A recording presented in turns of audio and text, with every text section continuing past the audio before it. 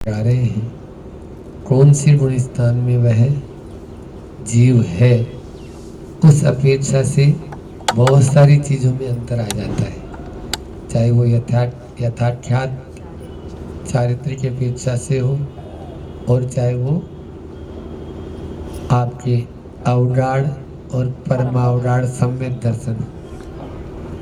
आज उसी बात को अपन और आगे बढ़ाते हैं।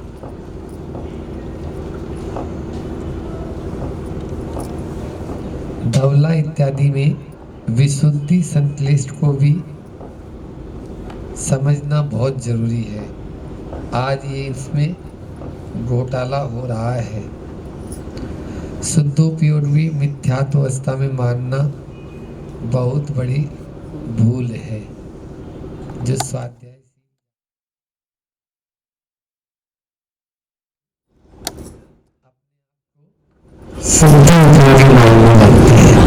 समझो उपयोग कितने प्रकार का होता है? चार दो प्रकार का, दो प्रकार का, ज्ञान उपयोग, दर्शन उपयोग। यहाँ पर अध्यात्म की अपेक्षा से बोल रहा हूँ। क्या होता है? दो प्रकार, मतलब जो चल रहा है, दो परिपाटी चलती है, एक आगम और एक अध्यात्म। आगम के अनुसार तो आप सही बोल रहे हैं कि दो प्रकार का दर्शनोपयोग और ज्ञानोपयोग, वो सिद्धांत की परिभाषा हो गई। अध्यात्म में जब अपन आते हैं तो उपयोग के तीन भेद होते हैं। कितने भेद होते हैं? अभी आप यहाँ बैठे हैं तो कोई न कोई उपयोग में है ना। अभी आपका दिमाग उपयोग में है, उपयोग कर रहा है ना। आप कोई अपने समय का उपयोग कर रहे हो या नहीं कर रहे हो? तो काय के लिए आप बैठे हैं यहाँ पे? धर्म का श्रवण कर रहे हैं। तो धर्म श्रवण के लिए बैठे, तो ये शुभ उपयोग है। क्या है?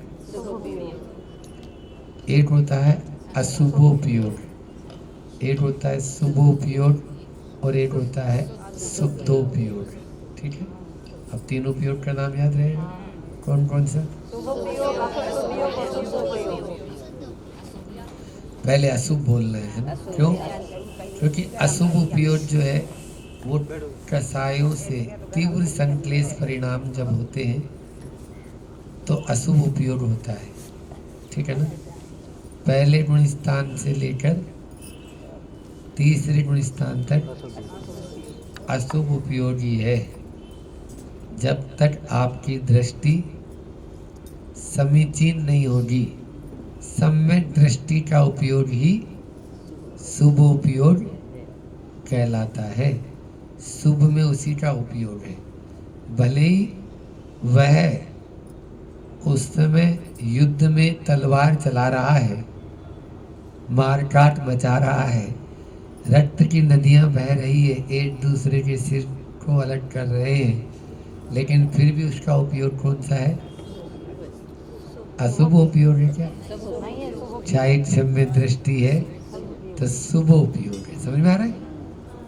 तो अब उसके क्यों, वो किस कारण से कर रहा है, वही कल की जो चर्चा है उसी को आगे बढ़ा रहे हैं। आप पहले उसका उद्देश्य देखो। उद्देश्य है धर्म की प्रभावना या धर्म की स्थापना करना। जो भी अपनी क्या बोलते हैं, डेढ़ चावल अलग से पकाएगा अपना, डेढ़ चावल बोलते हैं ना, मारवाड़ी में उधर बोलते हैं। हाँ, जो अपना अहंकार मचाएगा, अपना उत्पाद करेगा, जो लोगों के साथ में मतलब अच्छा व्यवहार नहीं करेगा, उसको सीधा करना है।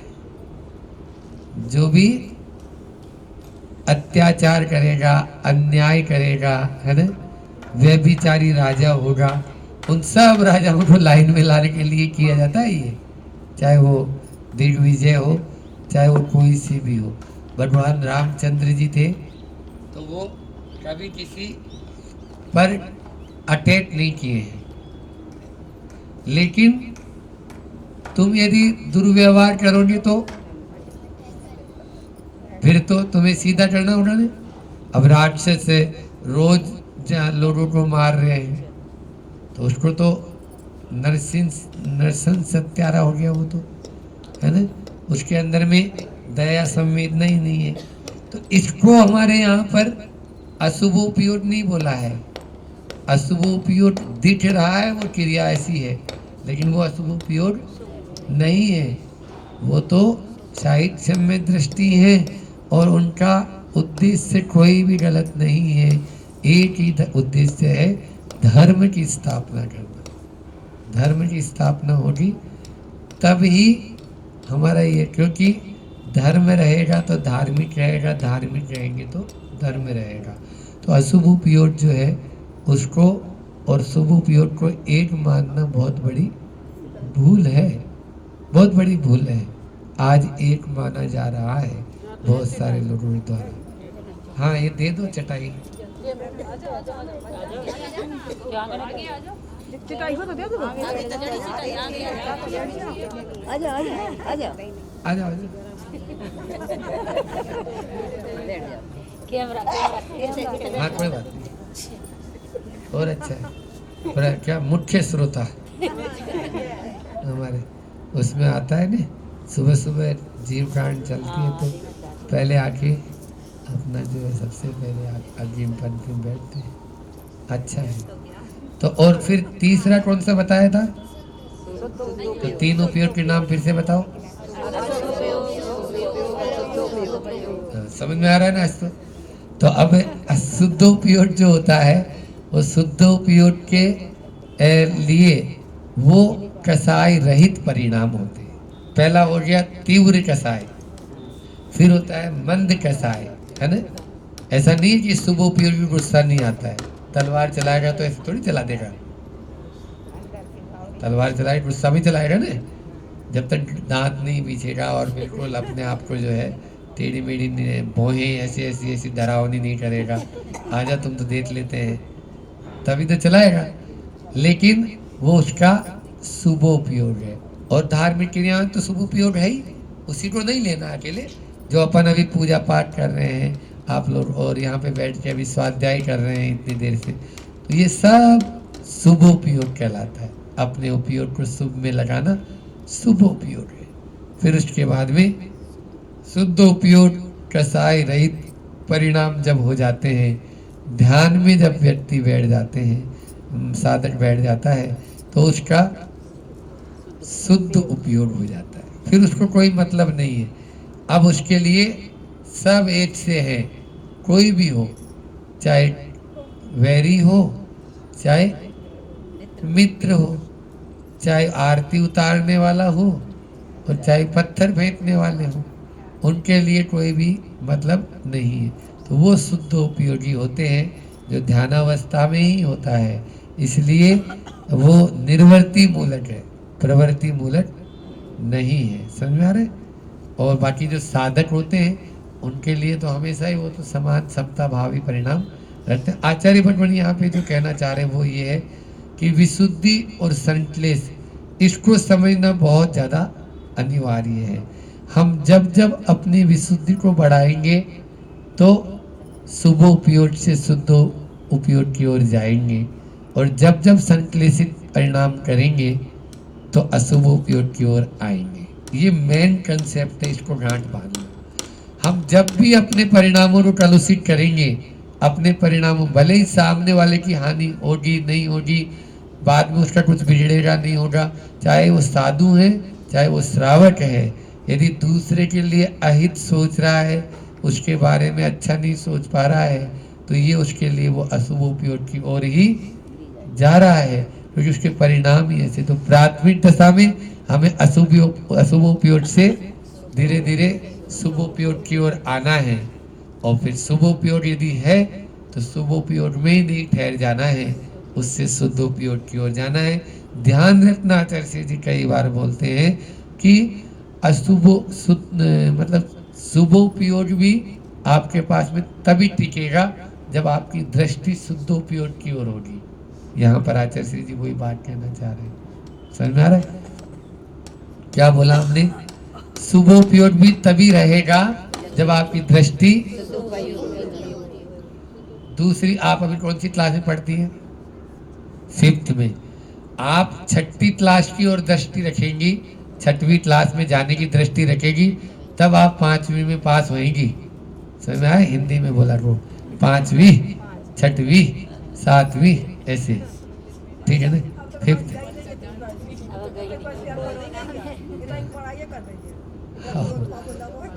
जाके भी क्या करेंगे। चलो, तो ये बोल रहे हैं कि शुभोपयोग से शुद्ध उपयोग की ओर दृष्टि रखें। हम ऊंची दृष्टि रखेंगे तब नीचे वालों को पालन कर पाएंगे। 2 प्रतिमा है तो 3 प्रतिमा का पालन करने के लिए आचार्य भगवान बोलते हैं 3 प्रतिमाओं का पालन करो, तब आपका 2 प्रतिमाएं निरतिचार पालन हो जाएगी। आप श्रावक हो, मुनि बनने का ध्यान रखो, आर्यिका बनने का ध्यान करो, तो आप श्रावक में अच्छे से व्रतों का पालन कर पाएंगे। समझ में आ रही है? इसके माध्यम से ही हम आगे बढ़ते हैं। यहाँ पर भी यही आचार्य श्री जी कह रहे हैं कि विशुद्धि और संश्लेष का हमारे जीवन में बहुत ज़्यादा प्रभाव है, लेकिन आज ये सब घोटाला हो रहा है। करते हम संश्लेष है और चाहते रिजल्ट विशुद्धि का है, तो कैसे होए? होगा कभी? नहीं होगा। सुबह के प्रवचन में बोला था, एक दुआ याद हो तो, क्या बोला था? 2 पथ पंथी चले न पंथा, 2 मुख सुई सिए न कंता, 2 बात नहीं होए सयाने, विषय भोग और मोक्ष पाने। विषय भोग और मोक्ष पाने, 2 ही बातें एक साथ नहीं हो सकती। लेकिन आजकल की स्थिति कैसी पता है? पढ़े लिखे बच्चे हमारे बैठे हैं, बच्चे लोग। तो एक बार क्या हुआ, एक ट्रेन में यात्रा कर रहे थे 2 यात्री। अब बीच वाली बर्थ वाला था, वो ऊपर वाले से पूछता है, क्यों, कहाँ जा रहे हो? बोले कलकत्ता। अब वो कहाँ जा रहा था पता है? कहाँ जा रहा था? दिल्ली। वो बोला वाह, भारतीय रेलवे ने क्या टेक्निक चलाई है, एक बर्थ दिल्ली जा रही है तो एक बर्थ कलकत्ता। उन दोनों कौन बताएं? या तो वो ट्रेन दिल्ली जा रही होगी, और या वो अम्बाली बामोरा स्टेशन में पहुंच जाए। तो कई बार होता है कि आपके जब ये आती है ना सुबह, जाने वाली और आने वाली ट्रेनें एक साथ मिलती है, यहाँ खड़ी रहती है। अब वो इधर वाली ट्रेन में बैठा नहीं, उधर वाली में बैठ गया जिसमें जाना था। अब उसमें जाके आराम से सो रहा है। अब पूछेगा तो यही बताएंगे, क्यों, कहाँ जा रहे हो? बोले जबलपुर। बोले अच्छा, हम तो भोपाल जा रहे हैं। तो वो दोनों क्या, अब या तो वो ट्रेन भोपाल जा रही है, जबलपुर जा रही है। तो ये जो होता है आज का व्यक्ति इंसान, इसमें घोटाला, मतलब ये आचार्य भगवान कह रहे हैं कि उसको समझ में ही नहीं आ रही कि मैं गलती कर रहा हूँ, और वो गलती करे जा रहा है। गलती करते जाएगा तो कुछ भी नहीं होएगा। अशुभोपयोग यानी अनंतानुबंधी का उपयोग, और शुभोपयोग में मिथ्यात्व का अनुदय रहता है। बिल्कुल सही है, समझ में आ रहा है? मतलब अभी मैंने बताया गुणस्थान कितने होते हैं? 14 गुणस्थान होते हैं। अब 14 गुणस्थान में अशुभोपयोग जो है वो पहले गुणस्थान में बताया मैंने, पहले दूसरे तीसरे में, तो वहां पे अनंतानुबंधी का उदय है, ठीक है ना? या मतलब यानी जो है ना, पहला गुणस्थान में तो है ही, और उसके अलावा चौथे के आगे फिर अनंता मिथ्यात्व का उदय है क्या? नहीं। तो इसलिए हाँ, दूसरे में ही साधन हो गए। लेकिन दूसरा भी गिरते हुए है, और गिरने की अपेक्षा से है। तीसरा मिश्र अवस्था है, तो वहां पर भी मिथ्यात्व को ही हम लेंगे।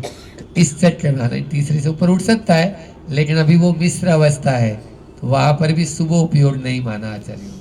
समझ में आ रहा है? हाँ, अशुभ ही माना है। निरीता परक जो भी प्रयोग बताए उसमें प्रमाद नहीं होना चाहिए। शौच, भोजन आदि भी निर्विकल्प होकर करना चाहिए। विधिवत कीजिए, निर्दोष होकर करना चाहिए। बोलो, कितनी अच्छी बात कही है। अब हड़बड़ में मान लीजिए शौचालय में जाके बैठ जाए आदमी, तो क्या उसको उतरेगी क्या? उसका नाम ही है फ्री माइंड से। ये जो होता है ना इसके, तो आचार्य भटवानी यहाँ पे कह रहे हैं कि आप उसमें मतलब यानी उसके प्रति वो मत होइए, आसक्त मत होइए। आसक्त यदि उसके प्रति हो गया, इधर उधर ध्यान है आपका, निर्विकल्प बोला यहाँ पे, शब्द क्या दिया है देखो, निर्विकल्प होकर। अब भोजन है, आज ये सब चीजें गड़बड़ हो रही है ना, देखो सारी चीजें ही हो रही, एक ही दो चीजें नहीं लिखी यहाँ पर। आचार्य भटवंत बोलते हैं इससे बहुत सारी बीमारियां हो रही है, बहुत सारी बीमारियां हो रही है। उन बीमारियों के माध्यम से बहुत मतलब यानी जो है ना वो परेशान होता रहता है। अभी अभी की बात बता रहा हूँ। अब ठीक है, मतलब यानी एक साधु हैं और वो साधु जो है उनको मानसिकता भी जो है ना निर्विकल्पता होना बहुत जरूरी है। आप विकल्प रखेंगे ना तो कभी 3 काल में नहीं हो सकती है सोच। तो हम बता रहे हैं उनको वही बीमारी है, कॉन्स्टिपेशन की बीमारी थी। अब कॉन्स्टिपेशन थी और दीक्षा ले ली, दीक्षा लेने के बाद में अभी की बात बता रहा हूँ ये यहाँ ही। तो अब दीक्षा लेने के बाद में बस वो जंगल, एक तो क्या होता है, अब मान लीजिए चर्या भी पराश्रित हो जाती है। मतलब पहले ब्रह्मचारी अवस्था में तो जो खाओ, जब खाओ, जितना खाओ, जैसा खाओ सब ले सकते हैं, डब्बा साथ में ले जाओ अपने। लेकिन अब कछु नहीं हो सकते। अब तो जो आप अंजलि में दे रहे सो लेना है हमको उतना, उसमें भी अपना हाँ हूँ कुछ नहीं, ले लो, आ जाओ चुपचाप, कुछ नहीं करो, जो मिल गया सो तो तेरा है, और नहीं तो बाकी सब चिड़िया रहन बसेरा है। तो अब जो है वो साधु, उनकी मानसिकता ऐसी खराब हो गई कि वो डिप्रेशन में चले गए। हमें जंगल ही नहीं होती है, हमें ये नहीं होता है, हमें वो नहीं होता है। अरे वो जंगल के कारण ही हम तो, और तो छोड़ो, हम अपने गुरु जी की बता दे लो आपको तो, कि गुरु जी जंगल से आए और अच्छे चेहरे पे थोड़ी मुस्कान सी दिख रही है, हम शुद्धि का रहे हैं तो समझ लो जंगल अच्छी हो गई है। और यदि थोड़ा सा भी यदि है तो अब आप कुछ मत बोलो, चुपचाप अपने रहो, नहीं तो आपकी वो होना है। तो इसलिए बस, तो वही सबसे ज़्यादा ये है। भोजन तो फिर भी ठीक है, लेकिन इसके ऊपर बहुत डिपेंड होता है और आदमी इसी में ही पैसा बर्बाद, क्योंकि सारी बीमारियों की जड़ है ना, बीमारियों के प्रोडक्शन, यानी जिसको बोलते हैं फैक्ट्री। फैक्ट्री क्या है? पेट। क्या है? बीमारियों की जीवन जीने की कला सीखे हो आप लोग। तो ये तो पहले जीने की कला का अंदर सबसे पहला तो हमने बताया था, पहले लिया भी इस विषय को हमने। तो पेट को हमेशा नरम रखो, पाँव को गरम रखो और सर को रखो ठंडा। और फिर आए यदि वैद्य जी घर में तो उनको दिखा दो, हमारे यहाँ हिंसा का काम नहीं। तो इसलिए उनको ये चीजें होना चाहिए। तो आप जो है ना उतना ही ले जितना आपको सदता है, आपकी कैपेसिटी कितनी है।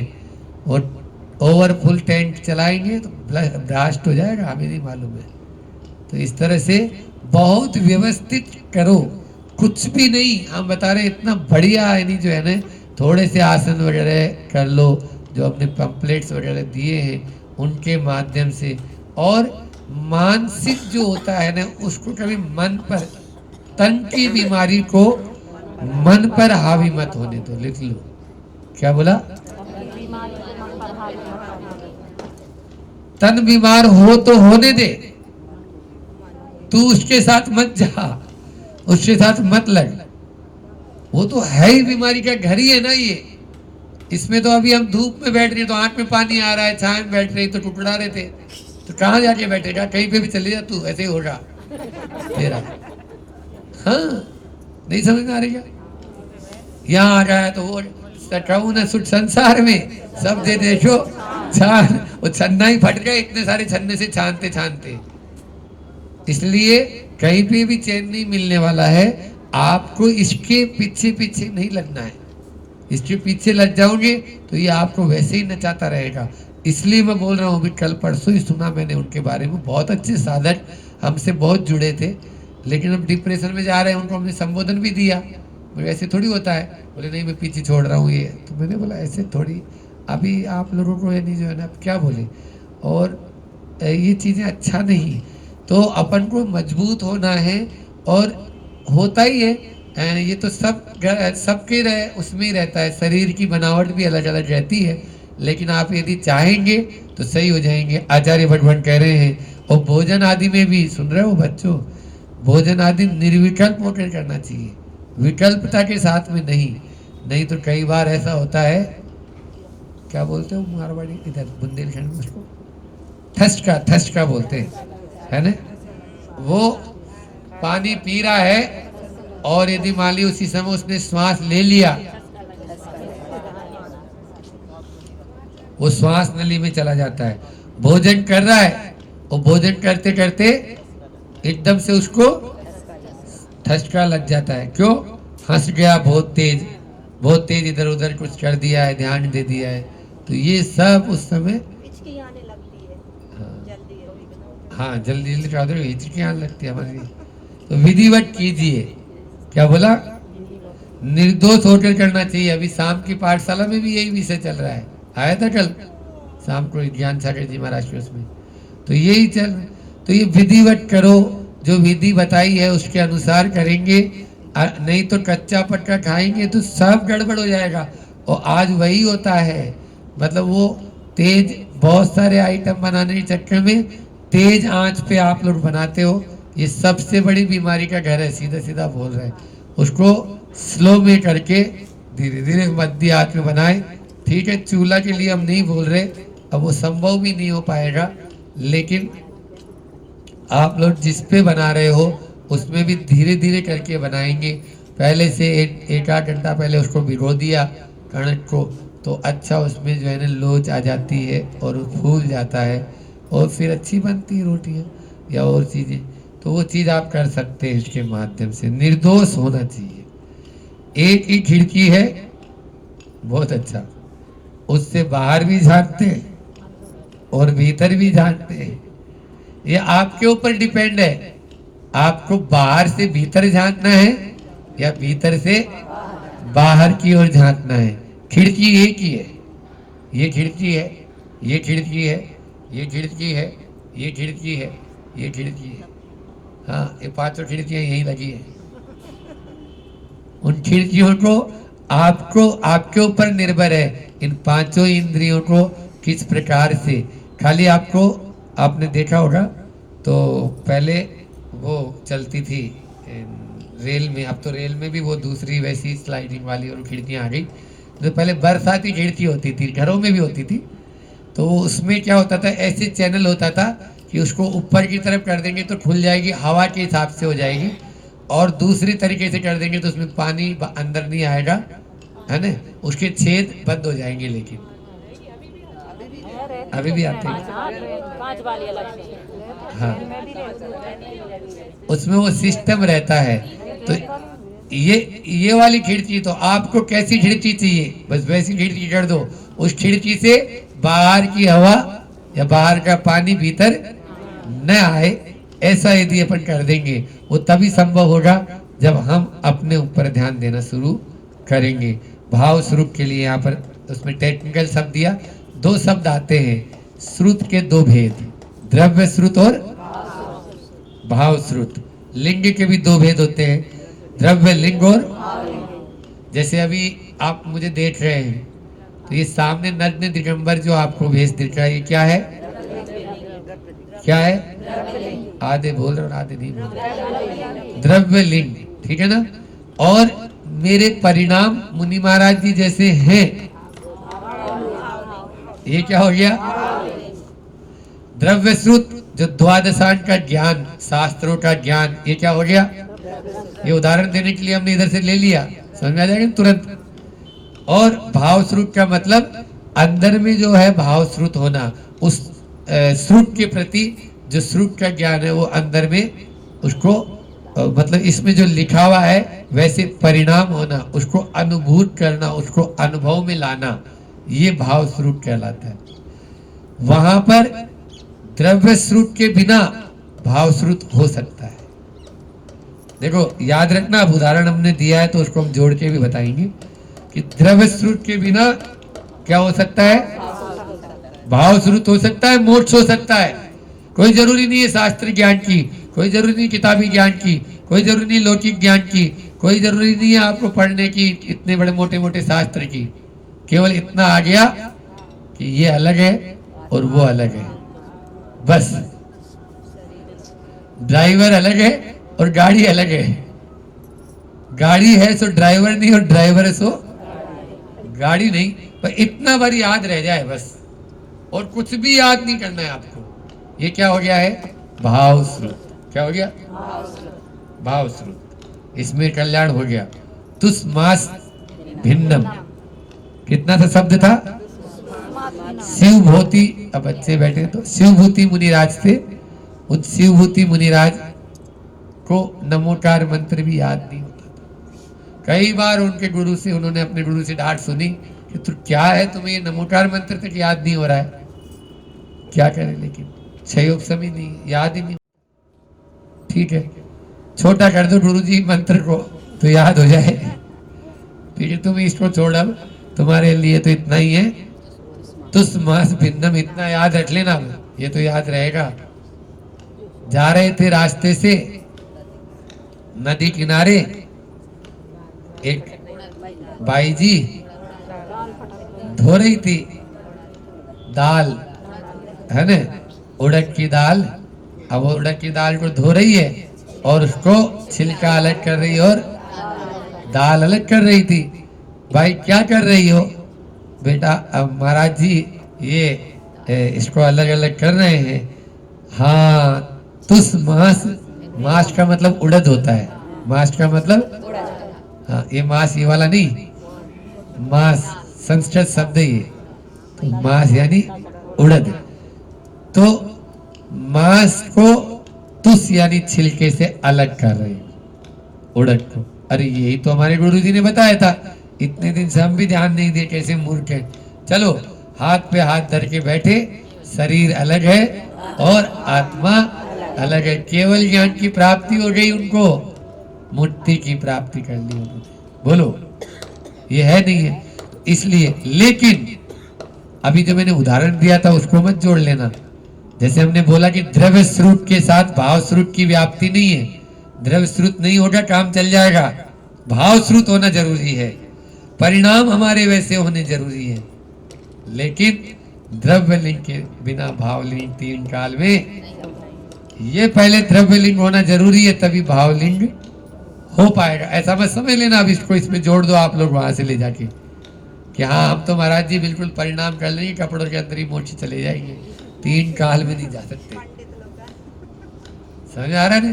तो इसलिए हमने क्लियर कर दिया कि द्रव्य श्रुत के साथ भाव श्रुत की व्याप्ति नहीं है, ये सही है। लेकिन द्रव्य लिंग के साथ भाव श्रुत की व्याप्ति है, द्रव्य लिंग के साथ भाव लिंग की व्याप्ति है। जब तक दूध गर्म तब तक नहीं होगा, जब तक बर्तन गर्म नहीं होगा। पहले बर्तन को गर्म करेंगे तभी दूध गर्म हो पाएगा, नहीं तो तीन काल में नहीं हो सकता। तुम चाहो कि दूध अकेला गर्म हो जाए, बर्तन हो ही नहीं। हाँ, असली इंडक्शन सिस्टम आ गया, उसमें बर्तन गर्म नहीं होता।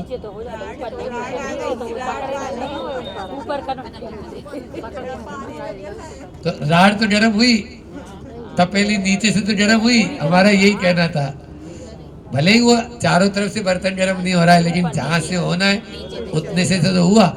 एक से भी हुई, तुम तो एक क्षेत्र से भी हम तो बोल रहे हैं, एक प्रदेश से भी तो भी हुई ना, इसलिए उसका नहीं है। इस प्रकार से भाव श्रुत और द्रव्य श्रुत है। मुख्य श्रुत ज्ञान का मतलब भाव श्रुत ज्ञान से ही लगाना। वाचना आदि को उत्साह के साथ करने जा रहा है, प्रयोग नहीं कर रहा है,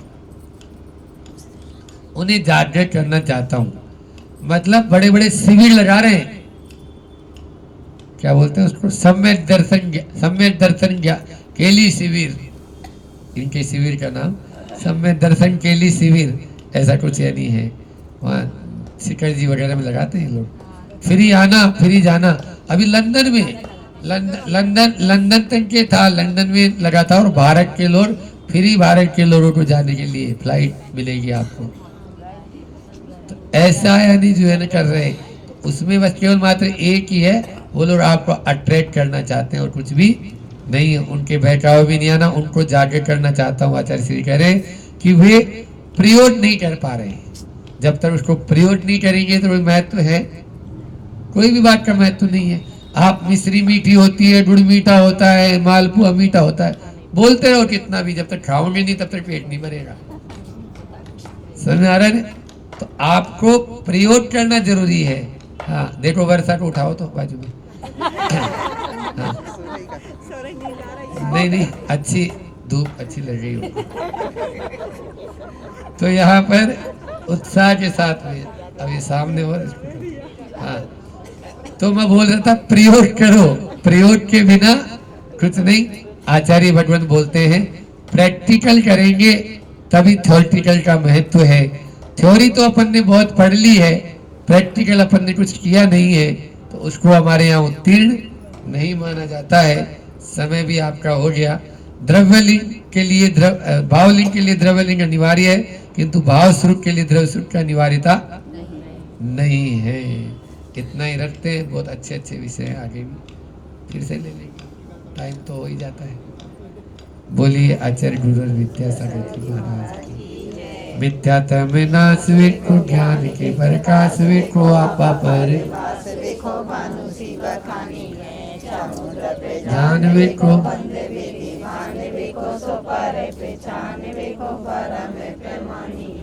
अनुभवताय विको, काउन सताय विको, जहाँ तहाँ तार विको पार, सुख विस्तार विको, जावाणी के ज्ञान ते सूझे लोका लोट, सुवाणी मस्तक नमो सदा दे तो डोट।